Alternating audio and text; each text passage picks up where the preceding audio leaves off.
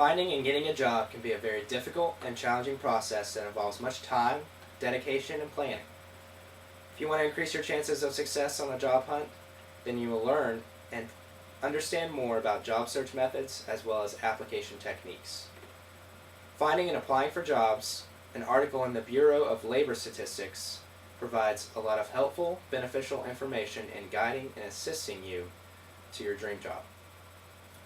This article provides the early stages, such as where to find these job opportunities, as well as the final stages of the interview process. First, you must learn about where to find these job opportunities. There's a lot of media and an unlimited amount of resources available to the public where they can learn about these job opportunities and openings. One effective way is through personal contacts. Talk about job opportunities between your friends and family. Also, school career planning and placement offices offer students, both alumni and current, guidance in tweaking their resumes as well as doing mock interviews. Sometimes these schools invite down recruiters that do interviews themselves or offer job fairs. Another promising way is through directly contacting the employers. You can either do this by a phone call or researching on their website about job opportunities. One promising way is through newspaper classified ads. Now, on these you have to look often and act promptly because they go quick. One increasingly reliable source has been through internet sources. And these include Monster, Career Builder, Yahoo, and Indeed. All of these have become increasingly more reliable over the years. Now, once you find a job that interests you, the next process is to apply for that job. This usually requires filling out an application and/or resume. Now, this application and resume serves as a written evidence of your skills and qualifications that most closely match the job requirements of the job you're applying for. Now, before you apply for a job, you're going to have to fill out an application and resume, and you need to gather a lot of information. The information should be on the following fields: education, work experience, qualification, and skills that most closely fit the job you're applying for. Next is to choose a fitting format for the job. Now, of course, the application is already set for you. You just have to make sure you fill in all of the fields required. Don't leave anything open. If necessary, write "not applicable." Now, for a resume, there's many different styles and formats you can choose. Just make sure you provide the most important information first, usually with your most recent job coming before your other ones. Make sure before submitting the application and resume that is easy to read and well organized, and don't be afraid to use spell check. Note that on the resumes you should usually keep those to a minimum of 1 page, and just keep it short and sweet and to the point. Now, after submitting the application and resume, the next stage is the interview process. This is your chance to showcase your qualifications to the employer, so make sure you're fully prepared for this. Consider the following before the interview actually takes place.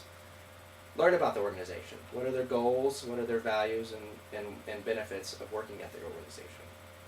Review your qualifications. Be ready for general questions such as, why should I hire you? What are your strengths and weaknesses, etc.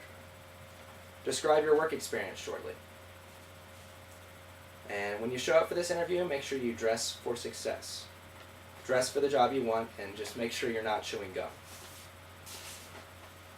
Now, during the interview, you want to make sure you're there early and greet the interviewee with a firm handshake.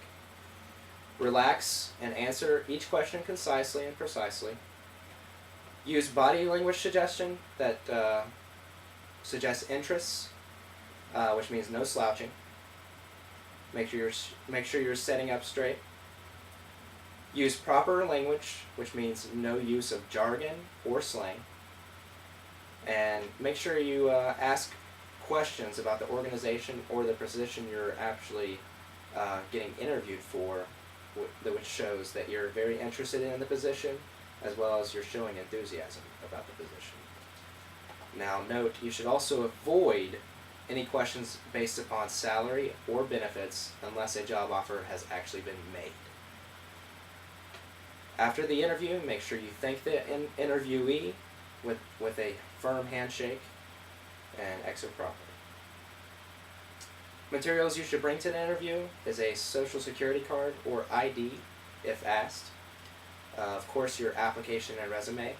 And also make sure you bring along a reference sheet, which generally includes about 3 personal references. These could be friends, or these should be work associates. Someone that can talk about your job performance in the past. Make sure they're not family though. This article provides a surplus amount of information in guiding you to the right direction, although it does not talk about that information in great detail. It does cover a lot of information, it just covers it on the surface. A lot of those areas could be expanded into a lot of great detail. The article also didn't mention anything about following up with the interviewer or the employer. Either call or send a thank you note to the employer just to still show interest in the job opening or opportunity, as well as an enthusiastic approach to it. These tips and guidelines provide extremely beneficial and important information in guiding you in the right direction of landing your dream job. And after you learn and understand more about job search methods and application techniques, this will definitely increase your successfulness on the job hunt. And since it's a challenging process and it takes a lot of time, make sure you dedicate a lot of time to it and you're fully prepared in order to find your dream